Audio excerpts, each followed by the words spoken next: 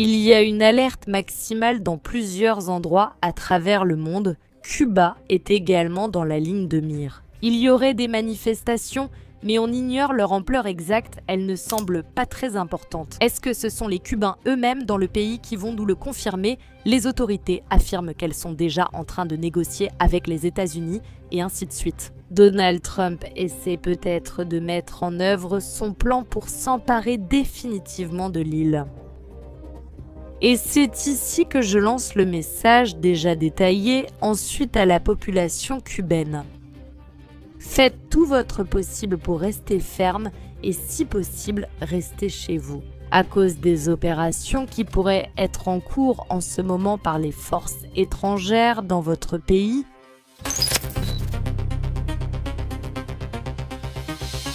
en ce moment, à Cuba, il y a des manifestations politiques accompagnées d'incendies et, j'imagine, toutes sortes de révoltes populaires. La coupure totale d'électricité dans certains quartiers dure déjà depuis la 2e semaine, les gens font des feux de camp.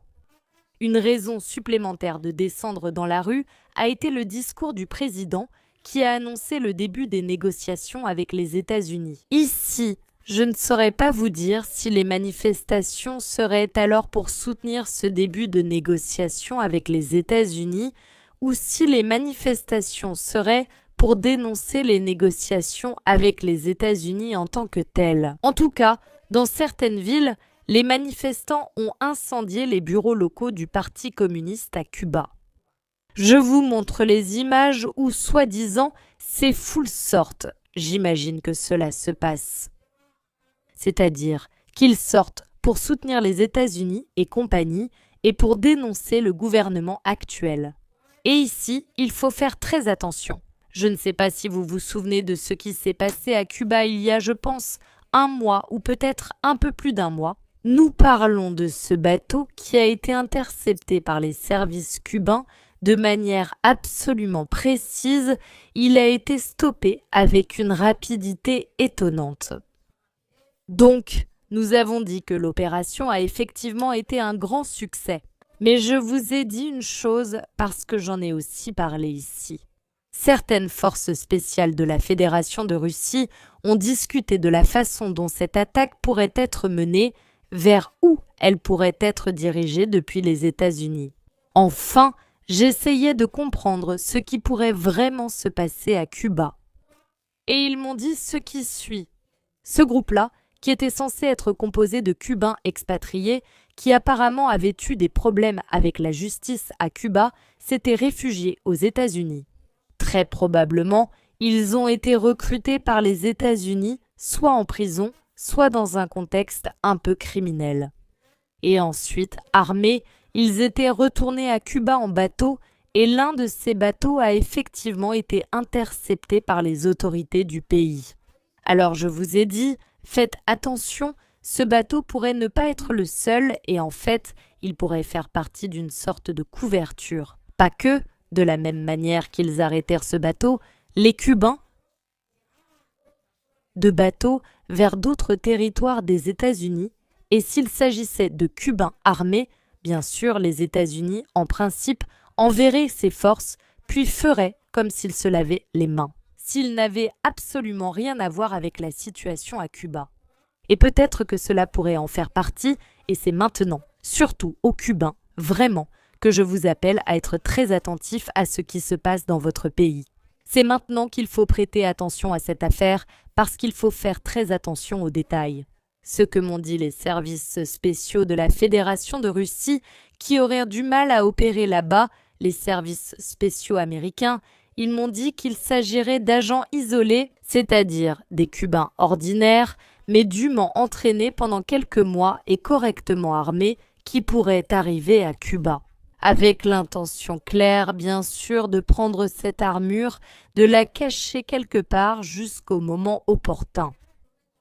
Et ensuite, à ce moment-là, soit ils l'utiliseraient eux-mêmes, soit d'autres Cubains qui feraient aussi partie de ce réseau d'agents l'utiliseraient. Que dirions-nous de ces agents des États-Unis sur l'île? Et pourquoi faire? Vous vous demanderez. Ici, la réponse courte serait pour organiser une sorte de second Maïdan. La réponse longue, eh bien, je vais maintenant vous l'expliquer d'une manière un peu plus détaillée. Il se trouve que lors du Maïdan ukrainien, quand les protestations étaient à leur comble, lorsque ces affrontements avaient lieu entre la police, entre les forces de sécurité et de l'ordre et entre les manifestants également en Ukraine, je veux vous dire, eh bien, il y a eu un moment où il y a eu une sorte de tirs qui ont conduit à l'explosion totale des protestations et ont abouti à un véritable massacre. Les manifestants se sont soulevés contre les forces de l'ordre car ces tirs avaient en plus un double objectif. C'est-à-dire, d'un côté, ils visaient les manifestants, de l'autre côté, ils visaient les forces de l'ordre. Et ensuite, il y a eu de nombreuses preuves que c'était des agents dûment préparés, des tireurs d'élite, dans ce cas-là, mais dans ce cas-ci, je pense que même cela ne serait pas nécessaire, qui ont tiré dans les deux directions pour provoquer des affrontements irréversibles, c'est-à-dire pour provoquer suffisamment de victimes afin qu'il y ait déjà une méfiance et une haine insurmontables entre les deux parties. Pour que la police commence à charger, la police, et là, il y avait aussi les forces spéciales. Presque l'armée dans les rues face aux manifestants. Pareil.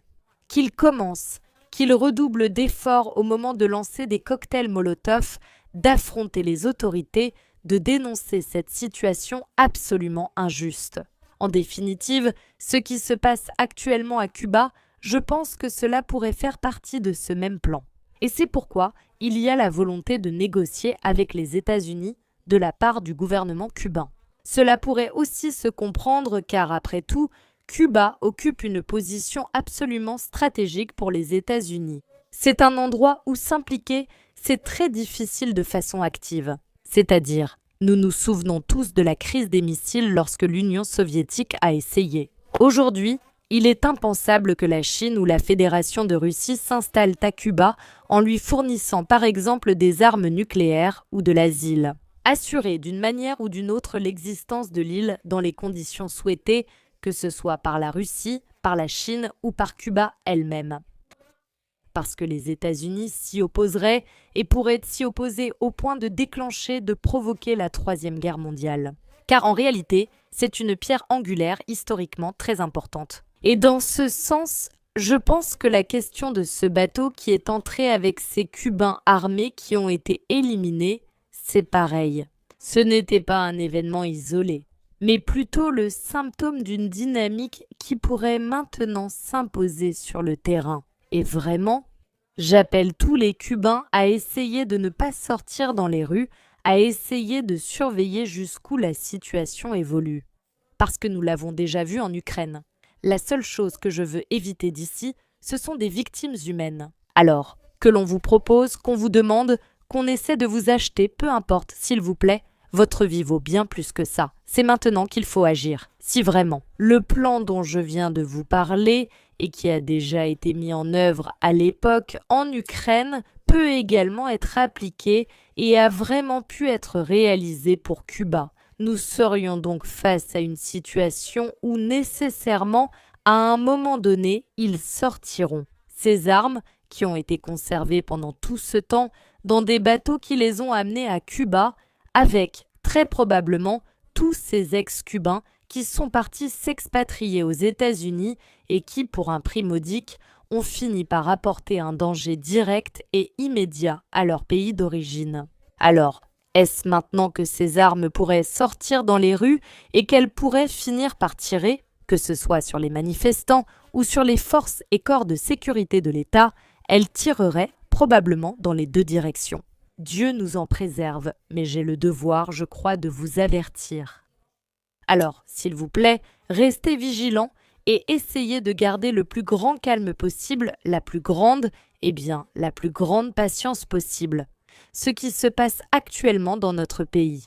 Je sais qu'il peut être très tentant de rejoindre telle ou telle manifestation, mais ces protestations pourraient être utilisées pour déstabiliser la situation sur l'île. Et vous pourriez finir par être victime d'un feu croisé, même pas provoqué par les manifestants ni par les forces de l'ordre, mais par des agents extérieurs qui sont arrivés sur l'île. Justement pour avoir ce prétexte, je pense qu'ils utiliseraient cet outil avec les autorités. Dans ce sens, le président de Cuba, Miguel Díaz-Canel, s'est adressé à la nation et a annoncé que les négociations avec les États-Unis ont commencé pour résoudre les désaccords bilatéraux. Le dialogue vise à trouver des solutions au milieu du blocus énergétique imposé par l'administration de Donald Trump. Et cette reconnaissance est totalement opposée au mois de négociations et au fait de céder la présidence lors de l'incarcération aux États-Unis. C'est-à-dire, je ne crois vraiment pas que depuis Cuba il soit en train de se rendre complètement, ni que le gouvernement soit en train de vendre sa population. Il faut voir jusqu'où cela ira. Je pense qu'ils cherchent à éviter un massacre, car ils ont vu que cela s'est produit et aurait pu être pire au Venezuela. Donc, ils essaient de voir ce qu'ils négocient et ils essaient de voir comment sortir de cette situation qui est très complexe sur le plan humanitaire pour Cuba.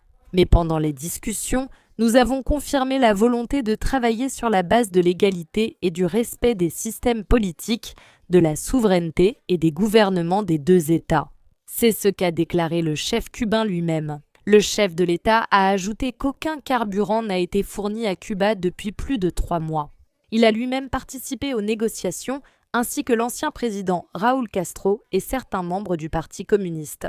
Pour l'instant, il n'est pas précisé qui a participé. Du côté des États-Unis, Trump a déclaré ces dernières semaines que les États-Unis pourraient procéder à une absorption amicale de Cuba et a suggéré que le gouvernement cubain pourrait bientôt tomber.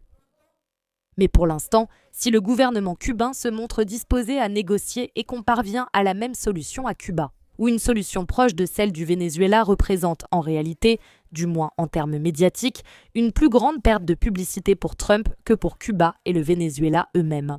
Parce qu'au bout du compte, il ne remplace pas un régime terrible par un autre régime supposément merveilleux et démocratique, mais ce qui se passe, c'est qu'il laisse exactement en place le régime terrible, mettant en évidence, aux yeux de toute la communauté internationale, que ce qu'ils veulent, depuis le début, c'est simplement s'emparer des ressources énergétiques de chaque pays concerné. Et absolument rien d'autre que cela. Alors nous allons être très attentives et surveiller de très près la situation à Cuba.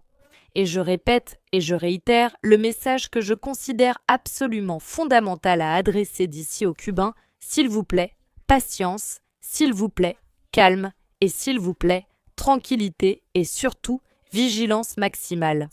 Et ne pas se laisser emporter par ces courants qui pourraient maintenant entraîner des foules dans les rues et dans certains cas même provoquer de véritables catastrophes. Parce que, je le répète, il y a beaucoup d'agents étrangers qui travaillent sur le terrain et qui sont maintenant plus actifs que jamais. Alors je vous prie de prendre soin avant tout de votre propre vie et en fin de compte de celle de vos proches.